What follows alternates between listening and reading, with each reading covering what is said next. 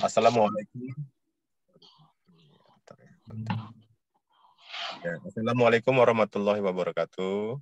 Waalaikumsalam warahmatullahi wabarakatuh. Ya. Alhamdulillahirrahmanirrahim. Puji syukur hadirat Allah Subhanahu wa taala, di mana karena rahmat karunia-Nya kita dapat sama-sama menghadap atau berada pada seminar proposal kali ini ya. Ya, tim seminar proposal mungkin ya ini terdiri atas ketua saya sendiri, Indra Gunawan. Saya bacakan saja ya. Untuk pembahas utama adalah Dr. Yuni MSI hadir ya. Ya Pak. Ini pendamping satu Bu Wit ya. Menurut Aida Widiati, M-Biotik, ini apa diwakilkan ke pendamping dua ya? Iya, ya Pak. Ya, jadi Ibu Opi ya, jadi pendamping duanya.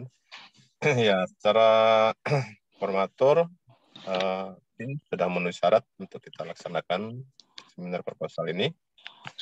Kemudian ini Noviana ya, atas namanya ya, Noviana.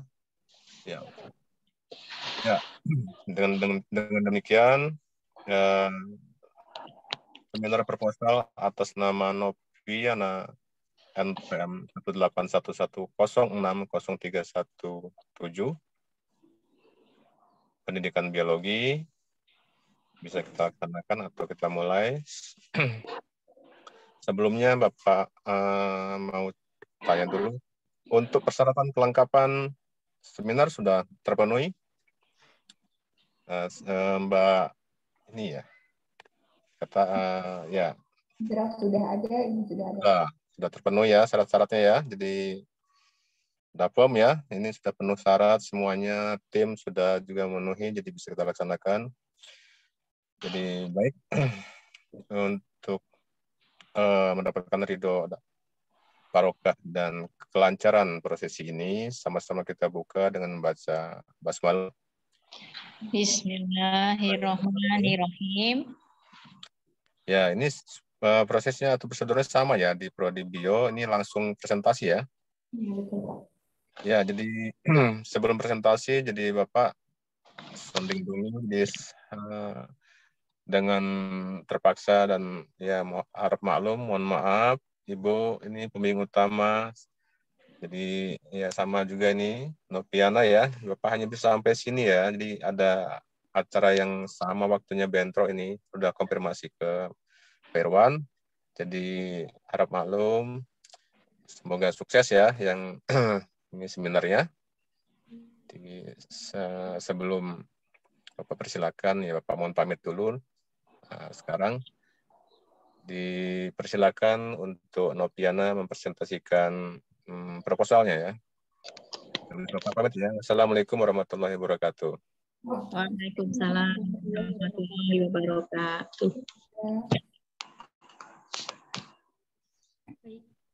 Assalamualaikum warahmatullahi wabarakatuh. Waalaikumsalam warahmatullahi wabarakatuh. Terima kasih atas kesempatannya.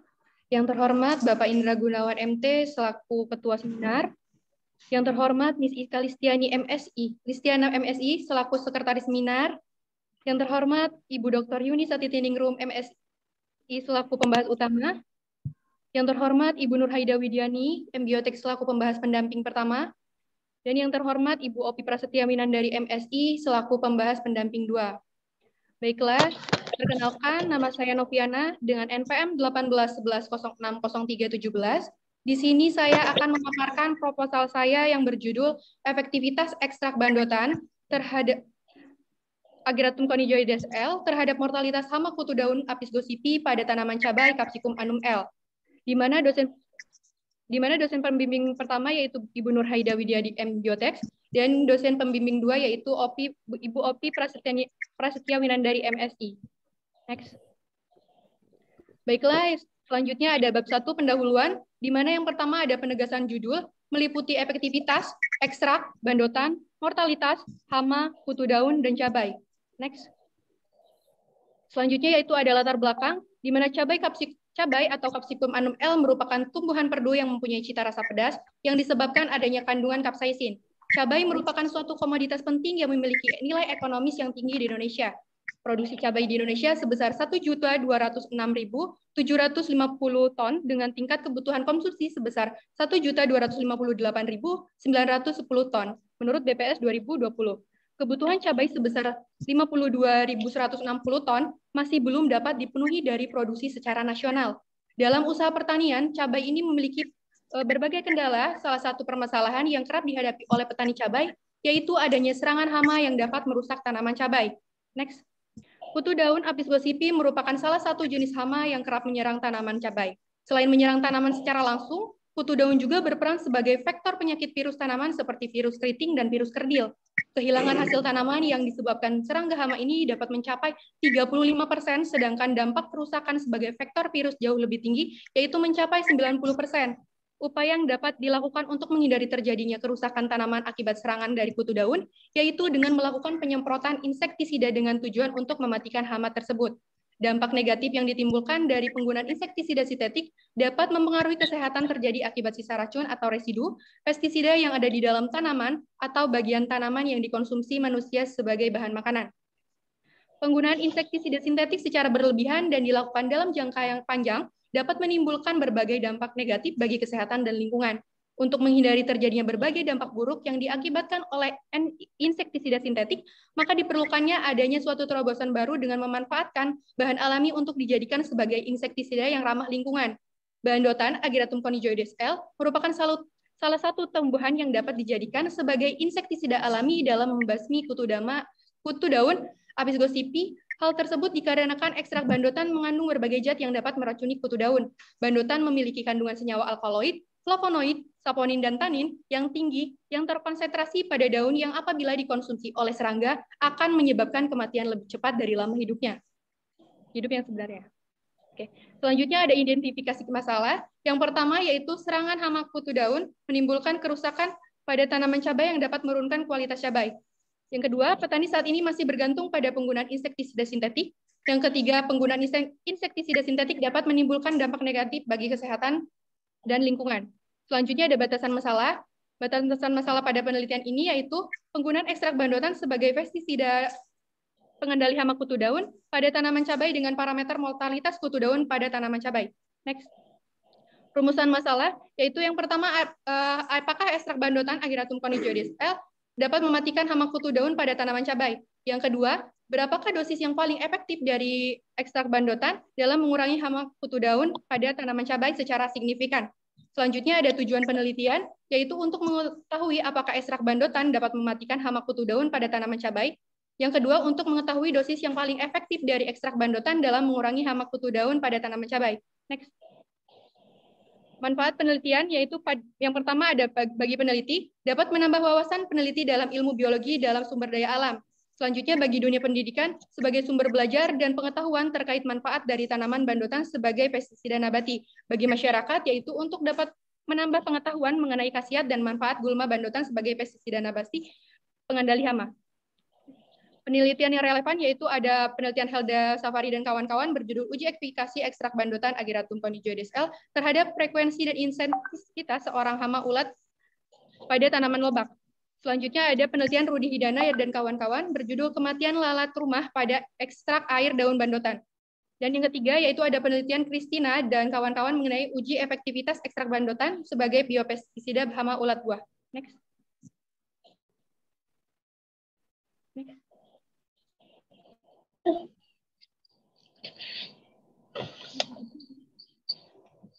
Bab 2 yaitu ada landasan teori dan pengajuan hipotesis. Landasan teori di sini yaitu meliputi bandotan, kutu daun, tanaman cabai, ekstraksi, fitokimia, dan macam-macam racun.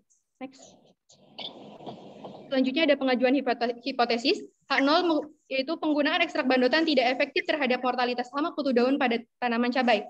H1, penggunaan ekstrak bandotan efektif terhadap mortalitas hama kutu daun pada tanaman cabai. Next. Selanjutnya ada bab 3, metode penelitian. Waktu dan tempat penelitian ini akan dilaksanakan pada bulan April hingga Mei 2022.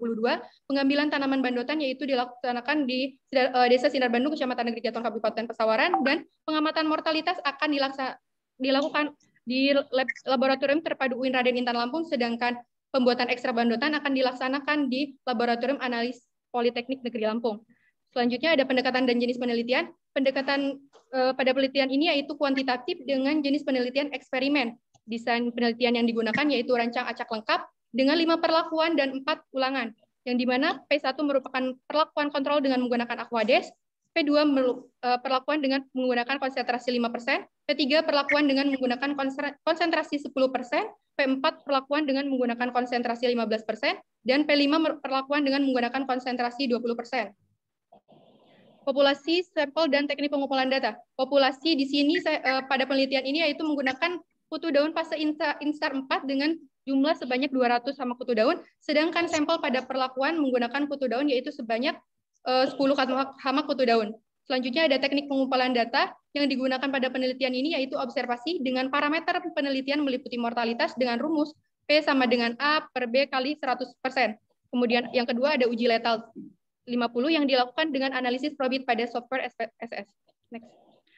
Selanjutnya ada definisi operasional variabel, di mana terdiri dari 2 variabel. Ekstrak bandotan merupakan variabel bebas dan variabel terikat yaitu kutu daun. Next. Instrumen penelitian di sini yaitu ada alat, kemudian dan ada bahan. Selanjutnya ada prosedur kerja, di sini terdiri dari 3, yaitu yang pertama persiapan pembuatan ekstrak bandotan, yang kedua reading, dan yang ketiga ada aplikasi ekstrak bandotan. Selanjutnya ada uji lethal time 50, di mana pada penelitian ini dilakukan pada waktu kematian 24, jam 48, dan jam ke-72. Selanjutnya ada uji prasyarat analisis meliputi uji normalitas dan uji homogenitas. Dan yang terakhir yaitu ada uji hipotesis. Pada penelitian ini uji hipotesis dilakukan dengan uji ANOVA. Jika dari data hasil ANOVA menunjukkan adanya perbedaan nyata, maka akan dilakukan dengan uji lanjut menggunakan uji Duncan dengan taraf signifikan sebesar 5%. Terima kasih. Sekian pemaparan proposal dari saya. Saya kembalikan kepada Miss Ika. Baik, terima kasih atas pemaparan proposalnya dari Noviana. Kemudian selanjutnya saya serahkan saja kepada pembahas utama, kepada Ibu Yuni Sarifudiningrum. Dipersilakan. Iya. Bismillahirrahmanirrahim. Assalamualaikum warahmatullahi wabarakatuh. Waalaikumsalam warahmatullahi wabarakatuh. Terima kasih Ibu Ika Listiana MSI yang telah memberikan waktu kepada saya untuk menjadi penguji pada hari ini ya, untuk seminar proposalnya Noviana ya. Oke, langsung saja ya Noviana ya. Jadi Anda kan judulnya adalah ya, efektivitas ekstrak bandotan terhadap mortalitas hama kutu daun pada tanaman cabai ya. Sebelum saya bertanya ke cara kerja Anda, metodologi Anda yang akan Anda lakukan ya nanti di penelitian, ingin mengomentari bandotan atau babadotan atau sama saja itu ya. Karena beberapa saya temuin di dalam proposal Anda kadang menyebut bandotan, kadang babadotan. Itu hal yang sama atau bagaimana gitu ya. Harap nanti seandainya Anda sudah membuat skripsi harus konsisten, atau kecuali di apa namanya di literatur Anda menyampaikan bahwa nama daerahnya ada yang bandotan, ada yang babadotan gitu misalnya ya. Sejauh yang saya baca tampaknya Anda belum menyebutkan nama daerahnya, langsung nama artinya apa, seperti ini gitu ya. Oke, itu yang ingin saya komentari dari judul. Nah, itu masih nyambung juga antara judul dengan tujuan ya. Tujuan Anda kan untuk mengetahui apakah ekstrak bandotan dapat mematikan kutu daun. Lalu untuk mengetahui dosis efektif dari ekstrak bandotan dalam mengurangi hama kutu daun pada tanaman cabai ya. Nah, Anda kan ingin mengetahui dosis ya, dosis efektif yang ini sebenarnya mengurangi dan mematikan sama apa beda? Yang pertama saya ingin menanyakan itu. Kedua, jika mengurangi dalam hal ini sesuai judul kan mortalitas, berarti mengurangi jumlah ya, dalam artian mengurangi jumlah itu berarti kematian gitu apa gimana gitu ya. Tolong nanti diklarifikasi saja. Nah, tapi Anda malah sejauh tadi yang saya amati ya, dan yang saya baca juga sih ya di draft proposal Anda itu tidak mengukur LD 50 lethal dosis, tapi mengukur waktu kematian LT ya 50. Sedangkan judulnya kan kok judul apa? Tujuannya dosis ya kan, untuk mengetahui dosis. Mengapa LD 50 tidak diukur ya? Tapi apakah itu cukup diwakili oleh LD 50 atau bagaimana, perbedaannya di mana? Kalau dari definisi jelas ya, yang satu dosis, yang satu waktu gitu ya. Nah, saya hanya ingin bertanya ya, ingin penjelasan dari Anda karena judulnya mortalitas kok judul tujuannya mengetahui dosis ya. Jadi mengapa LD 50 tidak diukur ya gitu. Mungkin sih itu dulu ya. Mungkin nanti yang lain menyusul pertanyaannya. Sementara itu dulu ya. Baik Ibu, menurut jurnal yang telah Novi baca, jadi untuk mengukur mortalitas itu dengan ini Bu, LT50 Bu. Kalau misalnya jurnal-jurnal terdahulu untuk penelitian yang sudah Novi baca seperti itu. Coba definisi LT50 adalah apa? Untuk mematikan hama populasi sebesar 50% Ibu. Untuk mematikan apanya yang untuk mematikan apanya? Yang untuk mematikan itu apanya? Untuk mematikan itu ya tadi ekstrak bahan dotannya Bu. Bukan. Mungkin nanti bisa jelaskan. Kalau LT T itu kan time, lethal time ya. Jadi waktu yang LT50 ya, berarti waktu yang dibutuhkan untuk mematikan 50% dari populasi, begitu bukan? Jadi T-nya itu kan time, jadi waktu maksudnya. Makanya tadi Anda bikin variasi berapa tadi saya lupa. 24 jam. Saya catat kita bisa lupa di sebelahnya tuh. 24 jam, berapa jam lagi? Pokoknya waktunya adalah 24 jam, 48 sama apa berapa gitu tadi ya, lupa saya. Ya. Nah, kalau time tadi sampai populasinya jumlah hamanya, populasi hama mati setengahnya gitu ya, atau 50%-nya. Berapa lama? Apakah 24 jam, 48 dan seterusnya. Itu waktunya. Sedangkan kan Anda tadi tujuannya untuk mengetahui dosis. Mengapa LD50 juga tidak diukur gitu. Kan Anda ingin tahu dosisnya berapa gitu. Kalau Anda kan memang secara umum membuat variasi perlakuan ya, ekstrak ya, ada yang kontrol ya, atau 0, terus 5, 10, 15, 20%. Oke? Nah, terus itu bagaimana hubungannya dengan LD50 gitu loh? Apakah diwakili oleh itu atau bagaimana? Justru saya ingin Anda menjelaskan gitu. Coba pelan-pelan dijelaskan. Nah, baik Ibu, untuk LD50-nya Novi belum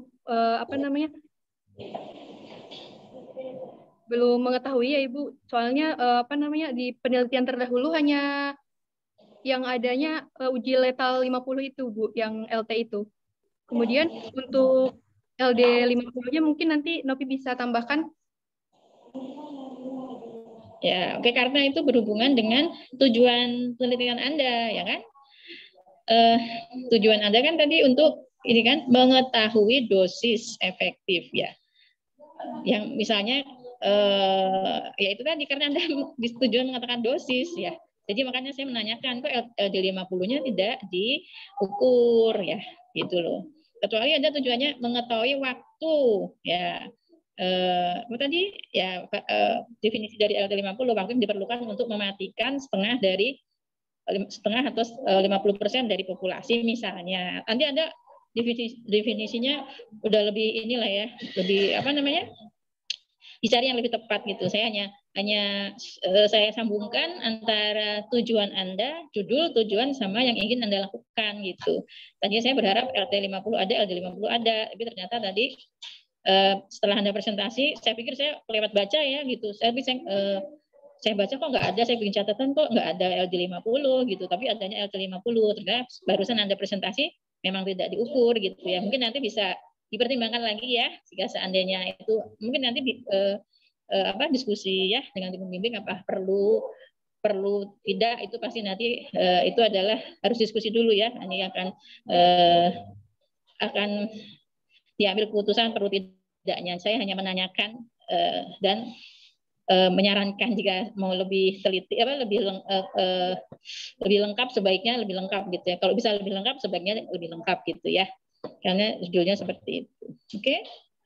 Nah, terus Anda kan Anda merencanakan perlakuannya itu pada dosis, ya dosisnya adalah dosis dari ekstrak bebandotan ini adalah 0, 5, 10, 15, 20 dan 20%. Ya, sedangkan kalau saya amati ya dari penelitian terdahulu yang menjadi acuan dari rencana penelitian Anda adalah nih ya beberapa, misalnya Helda Sahtari. Dia ekstrak yang digunakannya adalah 40 mili ya per liter. 40 mili per liter itu berarti 4% ya. Jadi atau 4 mili per 100 mili 4%. Itu bisa mengurangi hama Plutella xylostella. Sedangkan kecil ya di bawah 10%. Lalu Rudi 70% untuk lalat semua terbunuh, semua lalat rumah ya, berarti 100% terbunuh. Arma Keongmas hanya dibilang konsentrasi tinggi, tapi nggak ada berapa persennya ya. Lalu Ramli Denda 100% ekstrak bandotan. Krishna Nur Patria 25% ya. Nah, saya ingin bertanya, dasar Anda mengambil perlakuan variasi perlakuan 5, 10, 15, 20% acuannya apa gitu? Baik Ibu, untuk konsentrasi yang Novi ambil gitu dalam penelitian saya, yaitu dari jurnal terdahulu Ibu. Jadi beliau ini menggunakan daun mimba dengan ekstrak cabai untuk mengurangi hama kutu daun Ibu. Jadi Novi siapa? Ya. Dari yang saya sebut tadi nggak ada namanya yang belum Anda sertakan ya, literatur yang jadi acuan riset Anda. Tadi kan ada Helda, Rudi, Arma, Ramli, Kristina. Kalau itu menggunakan ekstraknya babandotan ya, pada hama yang berbeda, konsentrasi berbeda. Sedangkan yang Anda barusan beda lagi kan? Ternyata siapa namanya coba yang jadi acuan? Saya ada kita. Ada penelitian Rajab dan Hayati dan Zayadi. Oh iya nggak ada. Karena yang saya catat tuh yang menggunakan ekstrak bandotan, sedangkan yang Anda sebutkan barusan ekstraknya nimba, ya.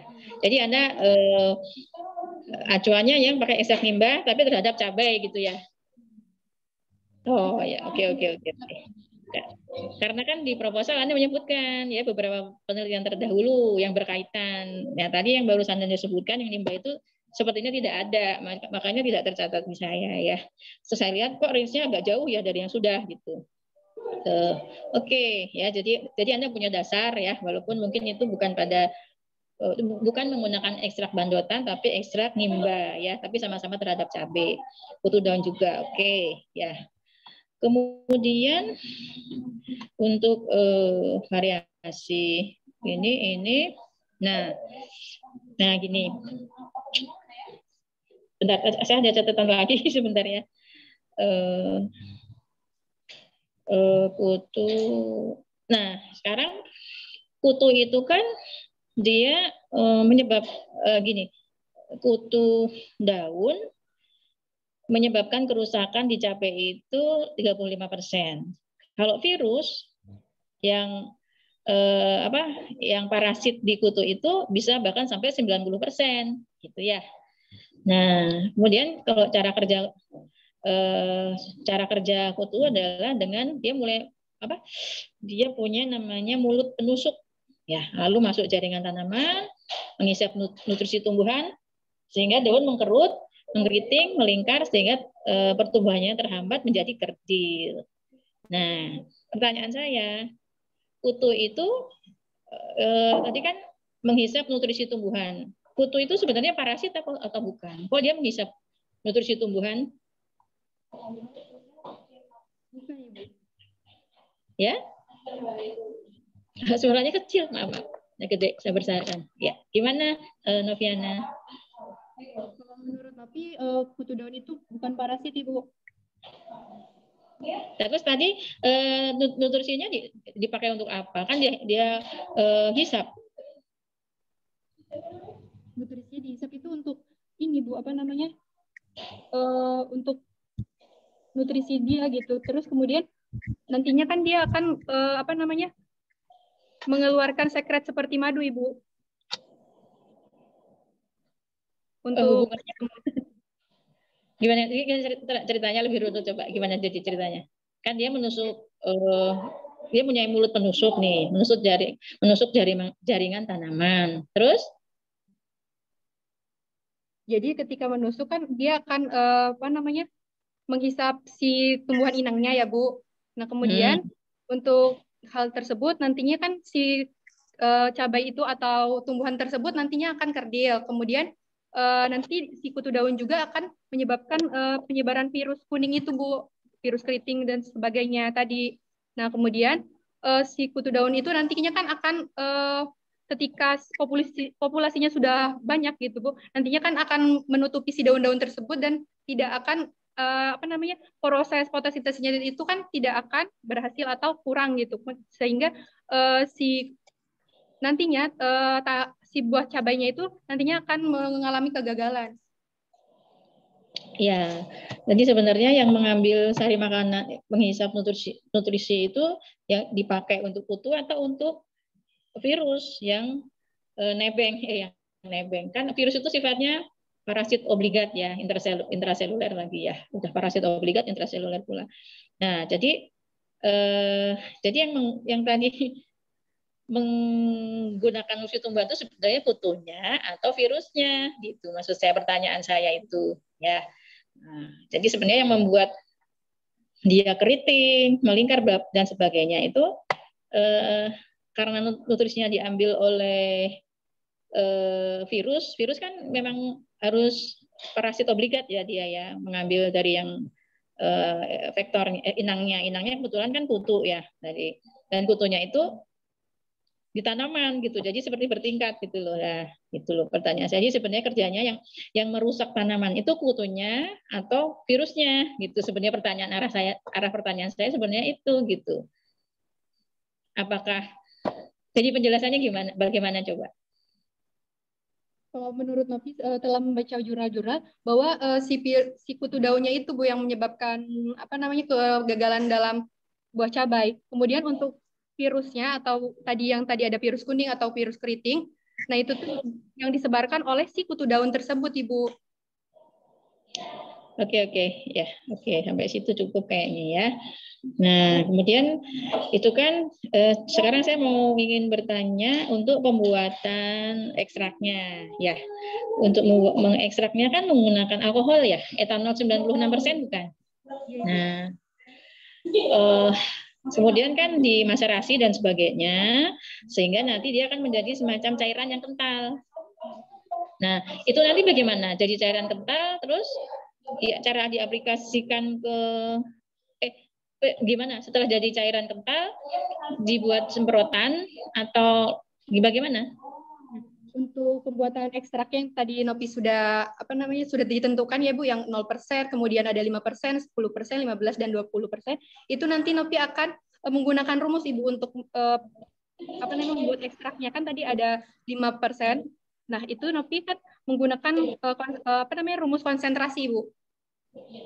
Iya, bagaimana ceritanya coba jelaskan. Jadi nanti kan yang 5% nih. Nah, yang 5% ini nantinya kan 5% itu sama saja dengan 5 mili Bu. Nah, kemudian nanti dicampurkan dengan ada berapa? Dicampur ke berapa kalau 5%? 95% air, Bu. 95 mili air, Bu. Oh ya, oke. Ya, jadi 5/100, 5% ya. Berarti persennya adalah persen volume per volume ya, karena 5, jadi nggak ada penambahan volume, total 100 kan, 5/5 plus 5/95 ya, 5/100 berarti 5%. Oke, lalu setelah Nopi ekstrak sudah dibuat dengan konsentrasi 5%, nanti Nopi akan kutu daun itu kan kutu daun yang Nopi digunakan dalam penelitian ini yaitu kutu daun Instar 4. Kenapa? Karena pada fase Instar 4 ini kutu daun ini sangat aktif dalam memakannya gitu Bu, daripada fase lainnya Bu. Oke. Ya. Jadi digunakannya pada fase Instar 4 ya untuk kutunya ya. Dan semua dibuat sama kan? Karena kan di riring ya, dari riring saya udah baca sih ya, ada riring ya. Udah betul sih, udah betul prosedurnya sudah betul, jadi harus di-ring dulu biar semua tadi bareng ya, semua fase instar 4 kan ya. Ya. Jadi kalau nanti tidak ada itu beda fase, nanti hasilnya bisa berbeda ya. Jadi kan harus sama semua ya, biar bisa dibandingkan. Oke. Kontrolnya menggunakan apa ya? Kontrolnya menggunakan Aquades, Ibu. Pengencernya tadi Aquades, yang untuk air. Oh ya, udah betul. Jadi kalau misalnya pengencernya Aquades, berarti kontrolnya memang Aquades. Udah betul ya, berarti ya. Oke. Kemudian tadi tujuan, oh iya itu ya. Nampaknya waktu saya masih ada atau sudah habis, Miss Ika? 5 menit lagi, Ibu. Kenapa? 5 menit lagi. Oh, masih ada 5 menit. Ya. Oke deh. Oke, ya. Jadi,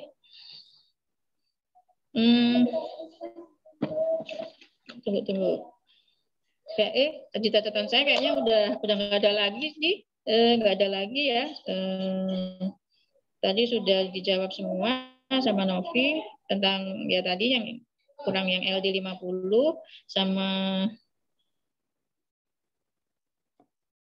perlakuannya. Oh, tampaknya sudah. Dari saya cukup, Ibu Ika. Yang ingin saya tanyakan sudah cukup. Terima kasih. Waktunya saya kembalikan lagi kepada Ibu Ika Listiana, MSI. Ya, Assalamualaikum warahmatullahi wabarakatuh. Warahmatullahi wabarakatuh. Terima kasih Ibu Yunisati Penurung atas masukannya dan arahannya. Tadi Novia juga sudah, nanti dapat catatan dari saya juga, Novia juga sebetulnya sudah mencatat juga ya Nak ya. Jadi ini ada masukan-masukan baik dari pembahas utama seperti itu ya. Selanjutnya langsung ke pembimbing kedua pada Ibu Ovi Prasetyawinan dari MSI.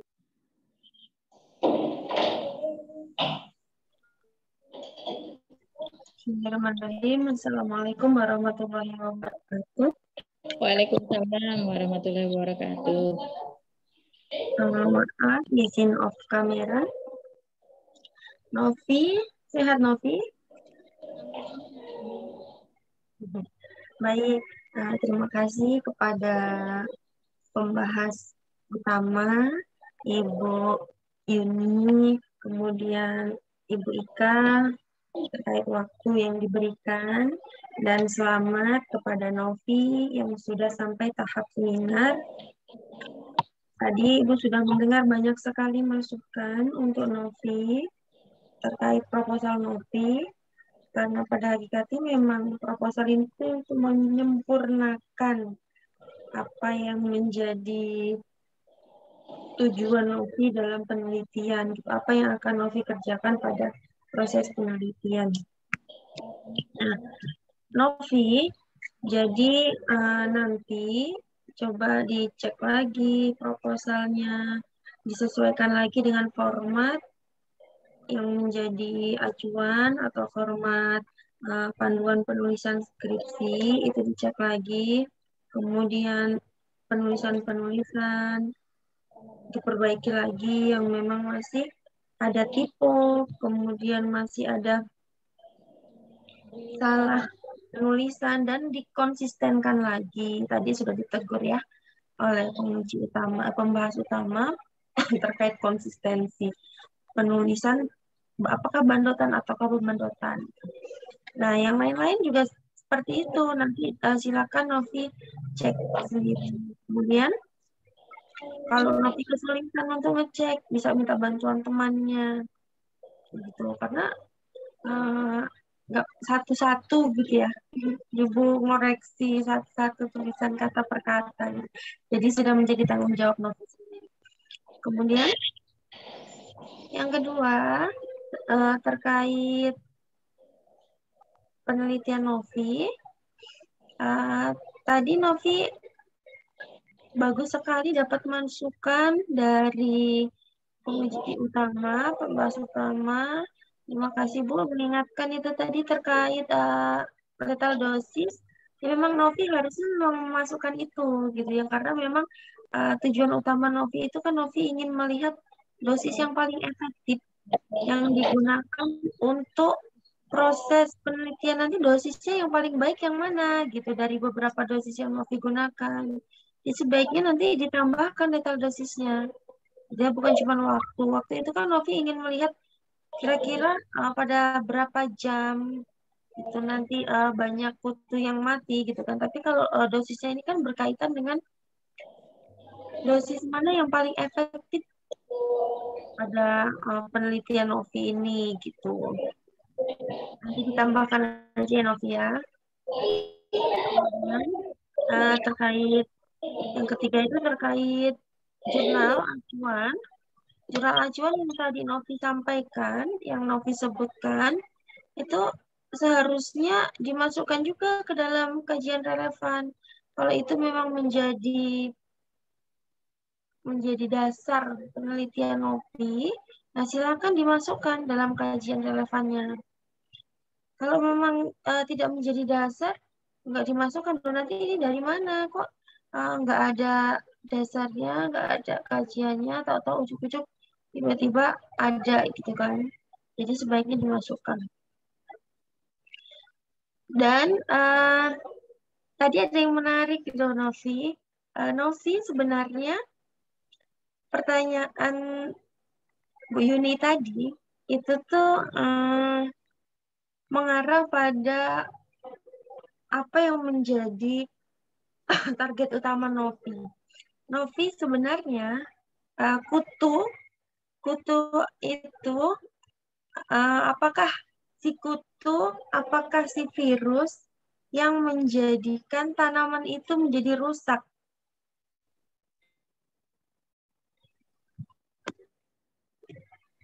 Tadi Novi jawabnya katanya kutu ya Novi ya? Iya kan? Ya enggak? Jadi sebenarnya yang bertindak sebagai parasitnya pada hal ini, gitu ya, apakah si kutunya ataukah virus yang dibawanya, Novi? Virus yang dibawa oleh kutu daun tersebut, Ibu. Virus yang dibawa oleh kutu daun tersebut. Ya, berarti kan yang menjadi parasitnya itu si virus itu, ya kan?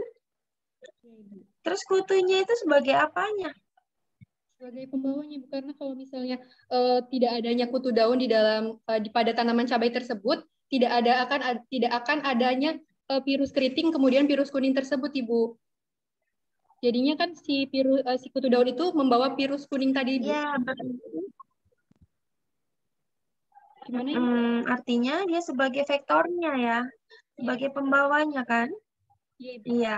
Jadi kenapa alasan Novi itu untuk membunuh kutunya itu karena si pembawa parasitnya itu ya si kutu itu kan gitu. Kalau ya nggak ada kutunya ya aman, tanaman cabainya nggak akan kena virus itu.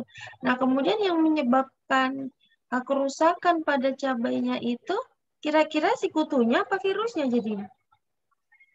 Si virusnya, Ibu. Virusnya, iya. Nah siklusnya dari kematian cabainya kan nanti itu sebenarnya masuknya ke sana ya Novia. Kan Novi nanti ini prosesnya gimana Vi? Disemprotkan, disiram atau gimana? Disemprotkan, Ibu. Jadi si kutu daunnya itu kan Novi menggunakan sampelnya itu 10 ya Ibu dalam setiap toples seperti itu. Nah terus nanti kan Novi akan mengaplikasikannya itu dengan adanya maksudnya 10 sampel itu nantinya akan dimasukkan ke dalam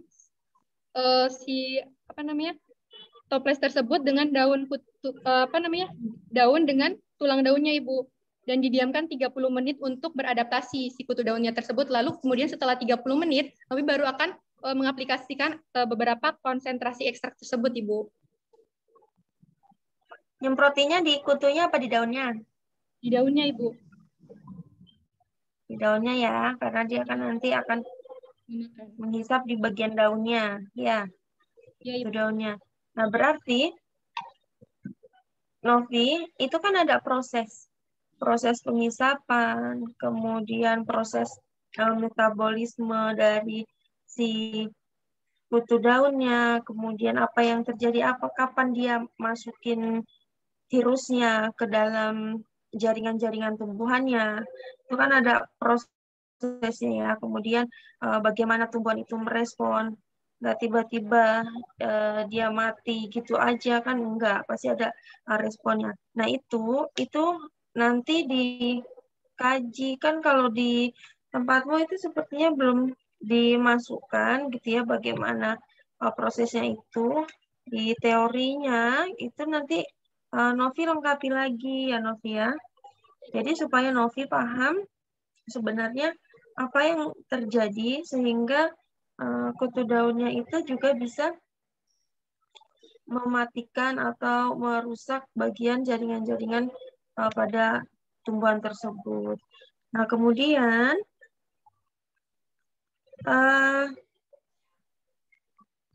ini termasuk racunnya, racun apa? Racun kontak, kemudian ada Daun racun. babandotan ini. Baik, Ibu. Nah, untuk racunnya yaitu ada racun kontak, kemudian ada racun pernapasan, dan kemudian ada racun perut, Ibu.